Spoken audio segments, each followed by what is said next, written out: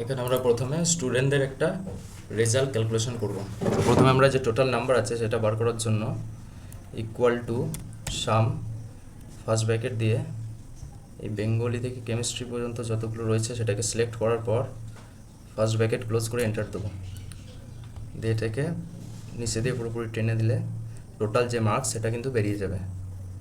এরপর আমরা এখন যখন পার্সেন্টেজ ক্যালকুলেশন করব তার জন্য ইকুয়াল টু টোটাল আমার সাবজেক্ট রয়েছে 1 2 3 4 5টা, তাহলে 500-র মধ্যে পরীক্ষা, 500-র মধ্যে আমি পেয়েছি 460, তাহলে 100-র মধ্যে কত পাবো সেটা হচ্ছে পার্সেন্টেজ।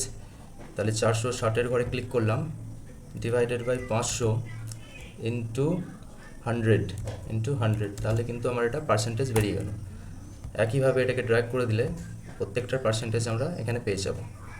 এরপরে গ্রেড, মানে কেউ যদি 90-র উপর পায় তাহলে তার ডবল এ, 80 থেকে 90-র মধ্যে যদি মার্কস পাই তাহলে এ প্লাস, এভাবে আমরা এখানে কিন্তু ক্যালকুলেশন করব।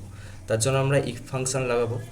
প্রথমে ইকুয়াল টু দেওয়ার পরে ইফ দিলাম, ফার্স্ট ব্র্যাকেট দেওয়ার পরে এই যে পার্সেন্টেজের ঘরটা রয়েছে এই ঘরটা equal to greater than equal two যদি হয় 90, তাহলে তাহলে জন্য এখানে কিন্তু কমা দিচ্ছি, তাহলে আমরা মার্কস পাবো হচ্ছে কোটেশনের মধ্যে double A, quotation close comma.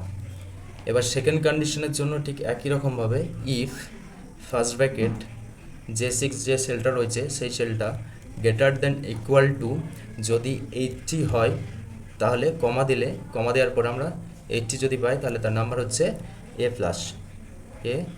Plus, quotation close comma close. ঠিক সেমভাবে আবার ইফ দিলাম ফার্স্ট ব্র্যাকেট J6 যে সেলটা রয়েছে সেটা গ্রেটার দ্যান ইকুয়াল টু যদি 70 হয় তাহলে আমাদের নাম্বার আসবে এ, হয়ে গেল কমা। আবার if first bracket J6 cell greater than equal two 70 পর 60 আসছে, 60 যদি হয় তাহলে আমরা এখানে পাবো, কোটেশনের মধ্যে লিখব বি প্লাসও দিতে পারি, এখানে বি প্লাস দিলে সুবিধা হবে, বি প্লাস কমা। আবার ইফ দিলাম first bracket J6 cell greater than equal two যদি এরপরে আসে 50 তাহলে আমরা কত পাবো, তাহলে আমরা পাচ্ছি হচ্ছে বি কমা।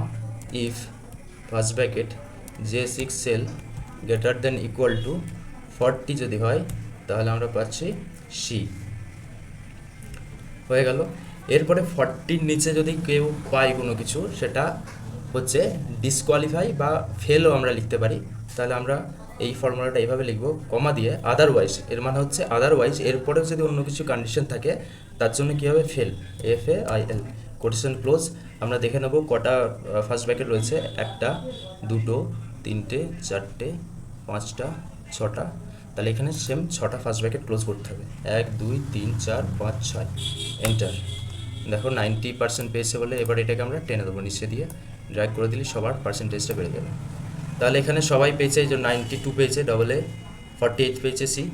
এখানে যদি আমি দেখো যদি নাম্বারটাকে একটু চেঞ্জ করি, 50 করে দিই, দেখো এখানে বি প্লাস হয়ে গেল, যেহেতু এর পার্সেন্টেজটা বেড়ে গেল।